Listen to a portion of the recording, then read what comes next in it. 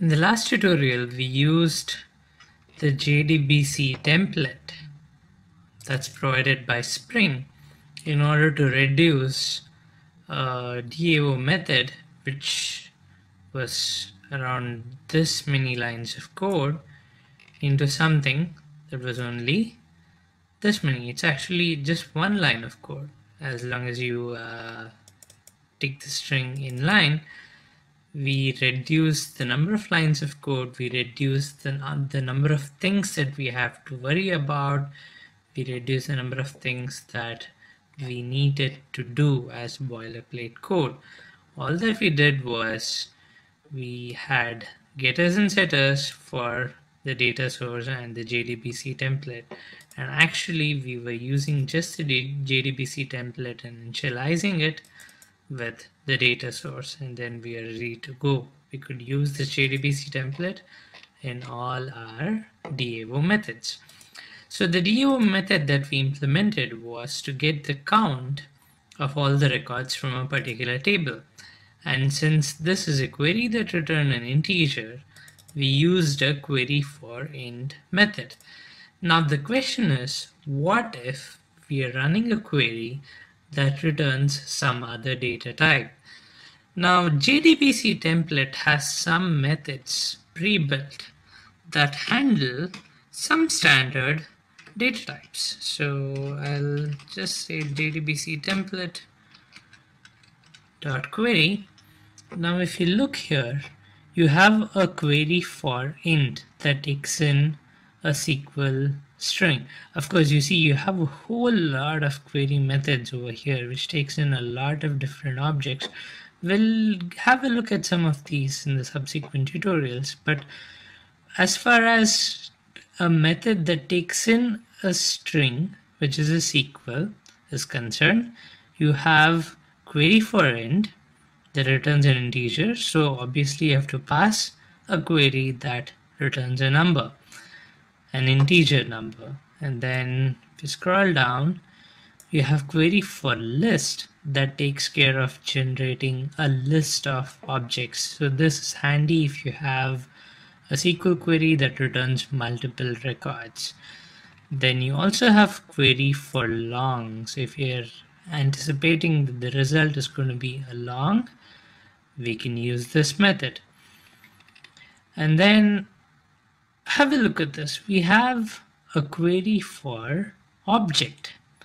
Now this can be used for all the other data types that we need. Now in the previous tutorial I talked about what if a query returns a string. So we could use the query for object to handle such cases, and we'll do that in this tutorial. So let me remove this. Now let's say I need to write a method that returns the circle name for the circle whose ID I'm passing. So this could be a public string, it returns a string, get circle name, and then I pass in int circle ID. Okay, so now the query would be a string SQL equals select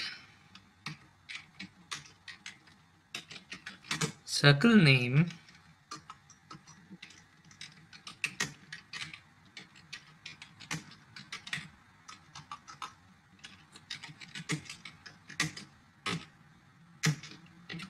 where ID equals question mark. So I am passing in an ID and I'm fetching the circle name. So I'm assuming it's name here, I'm sorry, it's just name. It's the column name. So I'm getting the name where I'm passing the ID. Now what is the method that I need to use to run this? I will use the JDBC template dot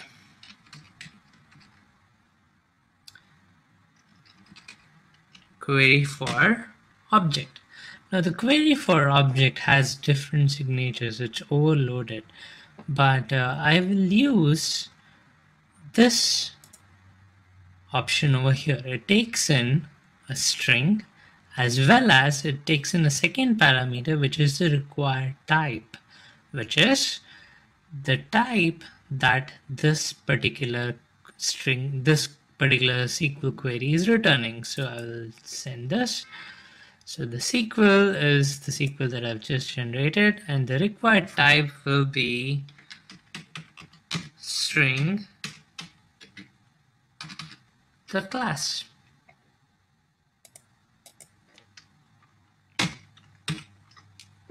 Okay, so now this is going to execute this query and then return a string. So we are telling it that the return type is going to be a string by passing the string.class over here. But there's one thing that we are missing. We have a parameter in this case. In the previous query, we didn't have a parameter. It was just a query that it had to run.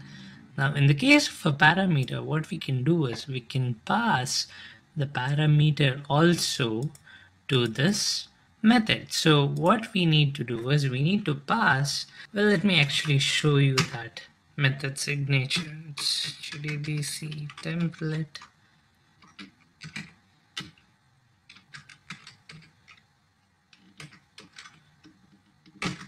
dot query for object. So here you can see there is this signature over here which takes in three parameters. One is the SQL, one is an object array of arguments, and the third parameter is the required type. So this is what we're going to use. So the object array of arguments is going to be the arguments that you need to pass to the SQL over here. So you have just one argument, one parameter placeholder over here. So it's going to be an array of just one element. But if we have multiple parameters, we could pass all of them as an array, and that's going to be the second parameter over here. The third parameter has to be the return type. Whatever object type that we are returning in the query, that needs to be passed over here. So I'll remove this and we'll add the object array over here. I'll say new object array, and I will pass in the circle ID. It's just a one element array. Okay, so now this is going to return me a string. So all I need to do is return the result of this method, and that's it. So let's save this, and now I will try executing that method over here. So I will use the get circle name, and I'll pass the ID of 1 because we know this is the only record in the table. Let's save and run this.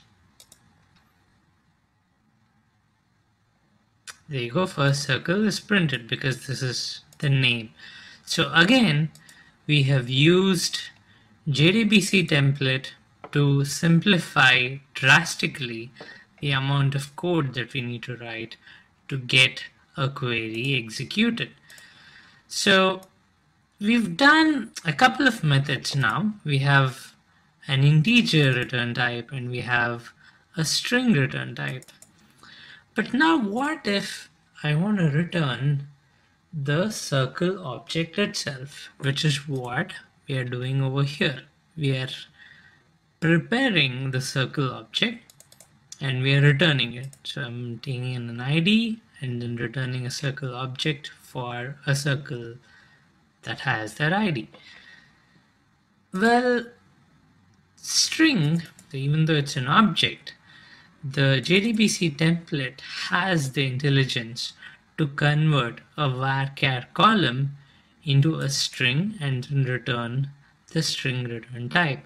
But the JDBC template obviously does not know about our custom model like a circle.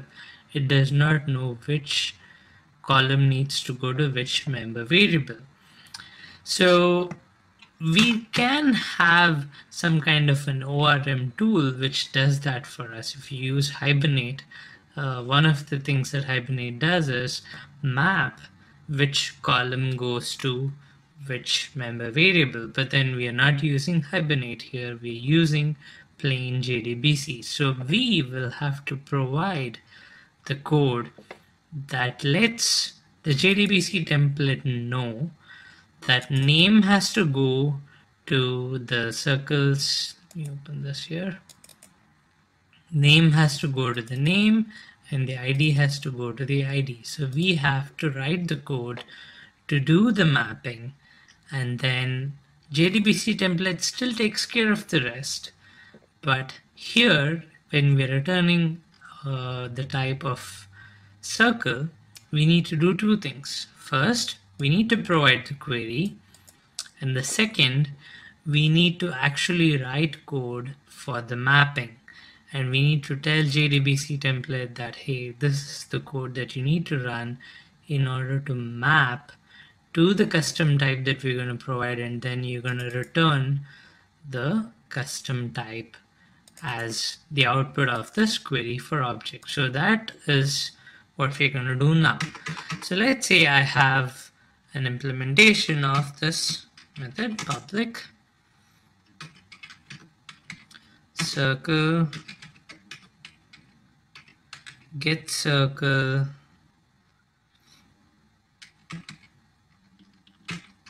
for ID. I'm going to call it a different name because we already have a get circle that takes in a circle ID. So I'm going to say get circle for ID.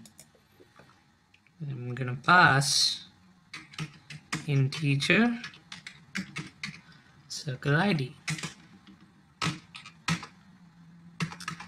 Now the query, it's very similar to this. I'll just copy this.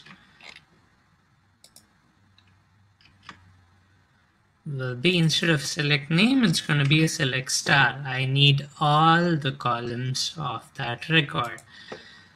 Okay, so now I will pass this to the JDBC template. I'll still use the query for object.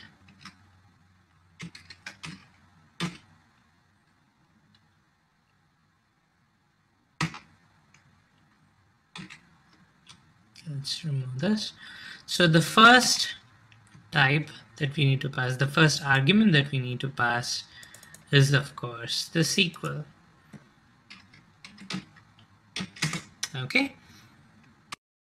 And the second type that we need to pass is again an object array to plug in all the parameters of this query. So here I have one query, so I still need to pass this, a new object array of the circle ID. So I'll just paste this here. So this is going to be the second parameter. So this, so far it's the same. Now the third parameter has to be something called as a row mapper. Now what is a row mapper? A row mapper is a class that has a particular callback method that takes care of mapping the output of a result set to an object. So this is the mapping that I'm talking about. So we need to have some code which knows that the circle ID is actually the ID of the circle object, and then the get string of name is actually the name member variable of the circle object. So we need to provide that code somewhere, and that code has to be inside a class that is a row mapper. So let's see that signature over here.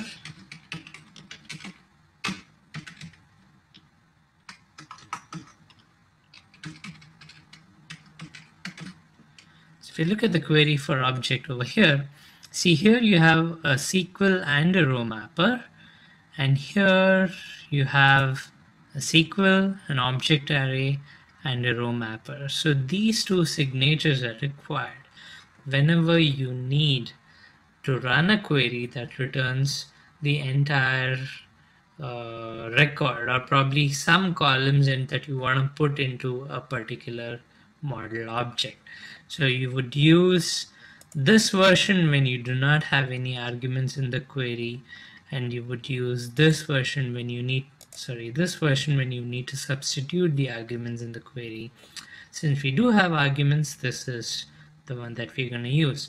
So we need to write our own custom class that implements this row mapper interface, and that class will have the logic to do this conversion. So we'll learn about the row mapper and we'll implement it in the next tutorial.